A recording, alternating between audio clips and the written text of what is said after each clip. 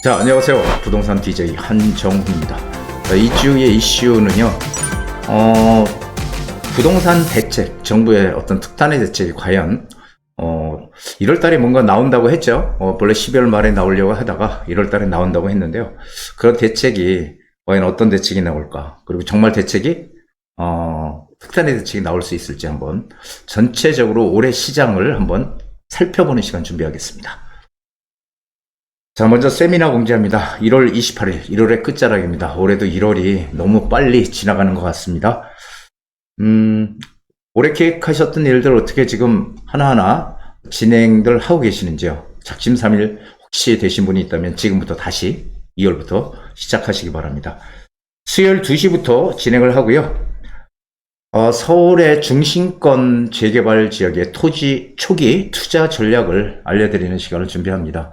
항상 제가 말씀드리지만 이제는 더욱더욱 현실로 와서 닿는데요. 재개발 투자가 어떤 모든 지역에 해도 이익이 날지, 이제는 6월 3일 지방선거도 있잖아요. 그 지방선거가 있기 때문에 더더욱이나 이제 어느 지역에 투자를 하느냐가 중요할 것 같습니다. 그래서 재개발 성공 투자 전략 초기 단계에 들어가라, 이런 주제로 준비를 해봤습니다. 토지거래허가 푼다 안 푼다 이야기가 있는데 어떤 게 과연 맞는 것일까요? 토지거래 허가 구역을 푼다 안 푼다, 이게 어떤 게 진실인지 모르겠는데요. 토지거래 허가 구역이 서울 같은 경우는 전역이 다 묶여 있잖아요. 수도권 서울 전역과 경기권 12개 지역이 다 묶여 있는데요. 그런데 지금 서울에서 일단은 아우성이 좀 심하게 나고 있죠. 왜 그러냐면은 과거에 정거점을 아직 올라가지도 못했는데 그런 지역들까지 다 토지거래 허가를 묶어 놓으니까 거기 주민들부터 구청장들 전부 다 풀어달라고 지금 난리인데, 과연 풀겠다는 얘기도 있었고요. 그리고 다시 토지거래 안 푼다는 얘기도 있는데 과연 어떤 게 맞을까요? 어떤 말이 진정일까요? 정답은 이겁니다. 6월 3일 날 지방선거 있잖아요. 그러니까 지방선거에서 현 집권당인 민주당이 우리 충분히 이길 수 있다는 판단이 들면은 안 풀 겁니다. 그런데 이거 뭔가 좀 불안하다, 이거 확실히 이길 거라고 장담을 못한다, 이러면은 아마 토지거래 허가 구역으로 집값이 많이 안 올랐던 지역들, 노원구, 도봉구, 강북구라든지 그 다음에 금천구, 그렇죠? 관악구, 구로구, 이런 서울에서 집값이 상대적으로 안 올랐던 이런 지역들은 우선적으로 풀 것이다 라고 저는 생각을 합니다. 그래서 제 말이 맞는지는 조금 더 두고 봐야 되는데요. 지금 과연 6월 3일 지방선거의 판도가 어떻게 될 것이냐에 따라서 토지거래 허가를 일부 풀지 안 풀지가 결정이 될 거다, 이렇게 말씀드리겠습니다. 정부의 마지막 카드 세금 대책은 나올까 안 나올까요? 그리고요, 세금 대책, 이게 이제 세금 대책은요, 특단의 대책이라고 저는 생각을 하는데요. 현 이재명 정부에서 초기 취임할 때도 그런 얘기 했었죠. 세금 대책은 쓰지 않겠다라고 얘기했는데, 이번에 올해 어저께인가요? 그저께인가요? 이재명 대통령이 신년 연설을 한번 했는데요. 거기에서 부동산 세금 대책 쓸 거냐 말 거냐 얘기를 했습니다. 근데 세금은 증세를 하기 위해서 이제 세금을 올리는데, 이 부동산을 잡기 위해서 세금을 올린다는 건 바람직하지 않다. 그래서 세금 대책은 안 쓰는 게 좋지만, 좀 완곡하게 표현했죠. 안 쓰는 게 좋지만 만약에 정말 시장이 과열되면 쓸 수도 있다는 이런 뉘앙스로 얘기를 했습니다. 그러니까 지금은 아니지만 앞으로 시장이 더 과열이 된다면 세금 대책을 쓸 수도 있다, 이렇게 얘기를 했습니다. 그래서 이 세금 대책이 나올지 안 나올지는 모르지만 저는 제 생각은요, 근본적으로 안 쓸 수는 없을 것이라고 보여져요. 안 쓸 수는 없을 것이다. 분명히 세금을 강화하는 대책. 다들 아시다시피 세금을 높게 때려서 집을 못 사게끔 부담을 주는 이런 정책, 그리고 대출을 규제해서 또 규제해서 집을 못 사게 하는 정책, 공급을 많이 늘려서 집값을 떨어뜨려야 하는 정책, 이런 것들이 나왔지만 세금 대책은 아직 안 나왔거든요. 현재 세금 대책은 안 나왔는데, 이 세금 대책은 분명히 저는 나올 거라고 보여집니다. 왜냐하면은 올해 시장은 이리 보고 저리 봐도 올라가는 시장이 분명하기 때문에 세금 대책은 나오는데 언제 나올까? 이것은 아마 제가 판단하기엔 거의 이거는 95% 지방선거가 끝난 다음에 세금에 관한 대책이 나올 것이다라고 판단이 됩니다. 지금 많은 분들이 궁금해하는 게 양도세 중과가 계속 1년 단위로 일반 세율로 유예가 되고 있는데, 이게 5월 9일, 올해 5월 9일부터 다시 중과로 바뀌는 거 아니냐, 이런 염려들을 많이 하는데, 지금 아직까지 정부에서 가타부타 뚜렷한 얘기는 하고 있지 않습니다. 그렇죠? 만약에 지금 5월 9일 날부터 중과로 다시 이제 돌아간다라고 하면은 양도세를, 집을 사고 팔 때 이 양도세가 엄청나게 높아지잖아요. 그러면은 어떻게 될까요? 정부에서 옛날 문재인 정부 때도 그랬지만은, 그렇다면은 요 몇 개월 동안에 빠르게 집을 내놓을 것이다 라고 생각들을 하는 분들이 있는 것 같은데, 그거는 오판입니다. 그건 오판이고요. 그렇게 세금이 엄청나게 불어나게 되면은, 중과가 되면은 집을 안 팔고 보유할 겁니다. 오히려 시장의 매물이 더 없어지는 그런 현상을 빚어서 오히려 집값은 더 올라갈 가능성이 높다. 시장에 매물이 지금도 사실은 없잖아요. 그런데 더더욱 없어지는 그런 오히려 악순환이 벌어질 가능성이 크다. 그래서 양도세 중과는 정부가 지금 정부의 정책 기조로 본다면 양도세를 다시 5월 9일부터 중과를 한다면 반대로 가는 것이다. 왜냐하면은 현 정부의 정책 기조는요, 거래세를 낮추고 보유세를 좀 강화하는 이런 방식이 바로 지금 정부의 정책 방향이거든요. 그러면 거래세에서 딸려있는 게 취득세와 양도소득세인데, 취득세를 좀 완화하겠다는 얘기는 나오는데 양도세 얘기가 없거든요. 근데 제가 판단하기에는 취득세와 양도세는 한 묶음입니다. 그래서 취득세가 완화가 되고 그리고 양도세가 완화가 돼야지 시중에 가뜩이나 물건이 지금 귀한 이 시중에 매물이 거래가 되면서 매물이 나오는 거지, 취득세는 낮춰줬는데 양도세를 중과한다 그러면은 아무리 취득세를 낮추는 효과가 거의 없습니다. 그래서 정상적인 판단과 사고라면 정부에서 양도세는 1년 유예될 가능성이 높다, 이렇게 저는 생각이 됩니다. 2026년 주택시장은 정말 오르는 시장일까요? 2026년 주택시장, 이게요, 제가 항상 말씀드리는 거지만 이리 보고 저리 봐도 오르는 구조로 갈 수밖에 없다. 왜 그러냐면은 지금 전세값 계속 오르고 있죠. 제가 지난해부터 전세란이 올 것이다라는 얘기를 했었습니다. 근데 이제 전세란을 넘어서 전세 대란으로 지금 가는 그런 과정으로 가고 있다. 전세값은 계속 오르고 있고요. 그리고 전세를 얻어서 들어가려고 하는데 전세 대출 지금 이게 받는 게 참 만만치 않죠. 그리고 받는다고 해도 금액은 상당히 좀 떨어져 있고요. 적게 받게 되고, 그러다 보니까 전세 대출에 대한 이 규제가 강화되다 보니까 월세로 지금 많이 전환을 했잖아요. 그러다 보니까 월세도 오르고, 전세는 매물이 없으니까 전세값도 오르고, 매매값도 오르는 지금 완전히 삼중고가 지금 올해 부동산 시장의 아주 대표적인 현상이다라고 생각이 돼요. 그래서 거기에 이제 가장 큰 거는 금리죠, 금리와 공급 부족. 둘 중에 어떤 게 더 클까요? 근데 공급 부족이 훨씬 더 큰 것을 좌우합니다. 금리는요, 당장 금리를 내린다고 해서 금리가 바로 시장에 어떤 영향을 미치는 거 아니고요. 금리는 시장에 중장기적으로 서서히 영향을 미치게 됩니다. 그래서 올해 시장은 어쨌든 언제 내리냐의 문제일 뿐이지, 미국이 기준금리를 인하하는 것은 기정사실 아닙니까? 미국 기준금리 올릴까요? 절대 올리지 못하고 내릴 겁니다. 그게 정책 하나의 통화정책의 방향이기 때문에, 그렇다면 우리도 당연히 금리는 인하되는 것은 기정사실이죠. 그래서 금리가 인하되면 유동성이 커지기 때문에, 그 유동성이 커지면 돈들이 시장이 많이 풀린다는 거잖아요. 그럼 그 돈들이 어디로 가요? 자산시장 쪽으로 상당히 많이 흘러 들어가죠. 이건 뭐 여태까지 우리가 역사적인 그런 하나의 사실이기 때문에 그렇습니다. 그래서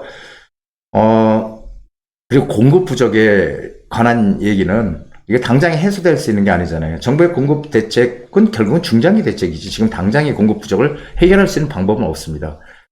그래서 제가 그 양도소득세 중과가 1년 더 유예될 가능성이 높다고 보는 게, 자, 지금 이렇게 공급 물량이 없는 상황에서 양도소득세까지 중과를 해버리게 되면은 공급 물량이 더더욱이나 안 나온다는 얘기예요. 그렇게 되면은 취득세 완화하고 양도세 중과를 1년 다시 연장한다든지 이렇게 돼야 그나마 시중에, 신축은 아니지만 시중에 거래가 되면서 공급 물량이 나온다는 겁니다. 그래서 올해 주택시장은 오른 시장이 저는 확실하다고, 작년에도, 지난해에도 제가 말씀드렸지만은 더더욱나 한 번 더 강조해서 말씀드립니다. 그러니까 뭔가 투자를 생각했던 분들 휘둘리지 마시고요. 다른 얘기들에 빠르게 투자를 하든 아니면 내 집 장만을 하시기를 저는 바랍니다. 서울시에 수백 군데에 지정된 재개발 지역 시장 바뀌면 어떻게 될까요?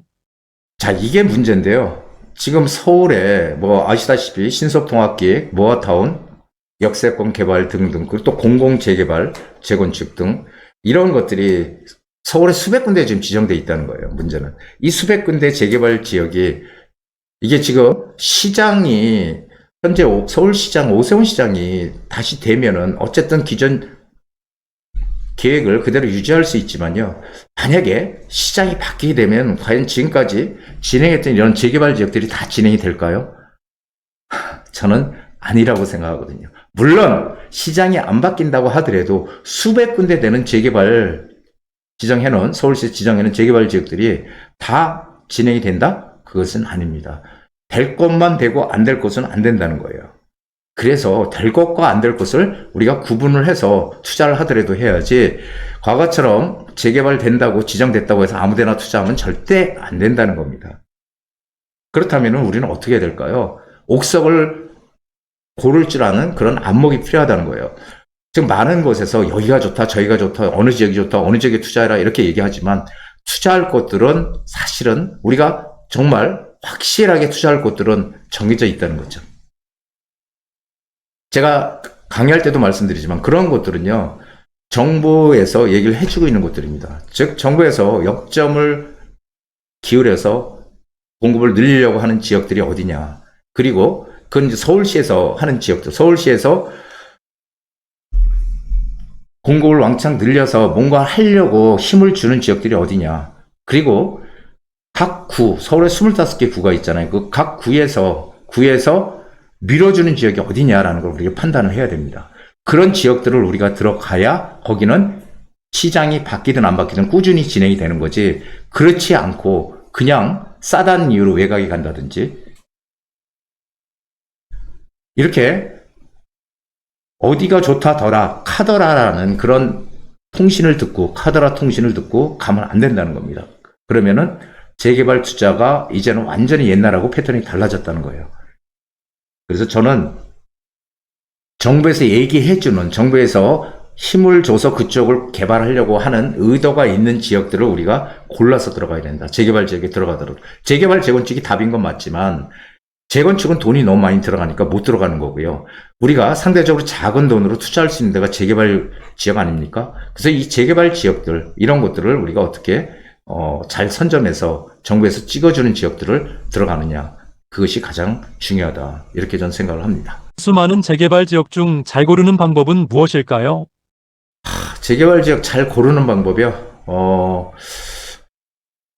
참 예전하고 보면 지금 많이 다른 것 같아요. 예전에는요, 재개발을 진행하면서 아무것도 없던 지역이 재개발 지역으로 지정이 되면은 가격이 뛰고, 또 단계마다 가격이 많이 뛰고 했어요. 이거는 중심 지역이든 외곽 지역이든 똑같았습니다. 근데 지금은요, 정말 다릅니다. 이제는 정말 재개발 어느 지역에 들어가느냐가 정말 신중하다. 이름값이 문제가 아니고요. 이름값, 어떤 지역, 이게 중요한 게 아니라 그 지역이 사업성이 있느냐, 없느냐, 그 지역이. 즉, 주민들이 재개발을 하려고 하는 의지가 강하냐, 안 하냐.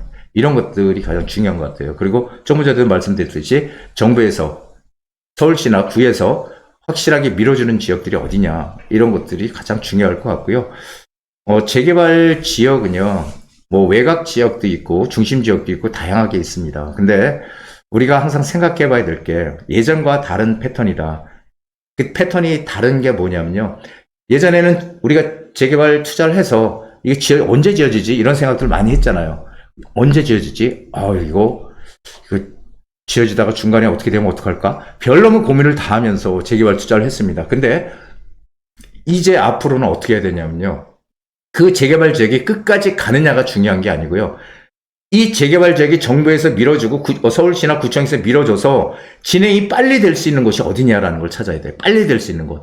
빨리 될 수 있는 곳을 들어가는 게 최상입니다. 그리고 빨리 될 수 있는 것들은 진행이 되면서 단계마다 가격이 빨리 오르거든요. 그 오르는 어떤 단계에서 오르는 타이밍에 내가 매도를 할까? 이런 전략을 써야지 이제는 이걸 끝까지 준공될 때까지 가져간다? 이런 생각을 하면서 투자를 하면 안 된다는 거예요. 그렇다면은 항상 제가 말씀드린 게 뭐냐면 내가 여기 투자했는데 여기 10억이 올랐어. 이거 아무 중요하지 않습니다. 10억이 오르고 20억이 오르고 이거 하나도 중요하지 않아요. 가장 중요한 건 뭐냐면은 담은 1억이 올랐더라도 그 1억을 내 손에 쥐느냐, 내가 현금으로 가지고 있느냐가 중요해요. 재개발 투자는 한마디로 얘기하면은 내 쌈짓돈을 목돈으로 만드는 그런 하나의 재테크의 도구다. 이렇게 생각하시면 딱 맞습니다. 그래서 우리가 돈을 불리기 위한 도구 중에서 저는 가장 유력한 게, 유망한 게 이 재개발이라고 얘기를 드리는 거고, 또 다른 방법이 있다면 다른 쪽에다 투자를 하면 되겠죠. 그래서 재개발 지역을 고르는 방법은 사실은 단순하지만, 얘기도 들어봐야 되고요. 그리고 그 정보도 상당히 많이 우리가 파악을 하고 있어야 됩니다. 그래서 재개발 투자는 어떻게 보면 옛날엔 쉬웠지만 지금은 점점 더 어려워지고 있다.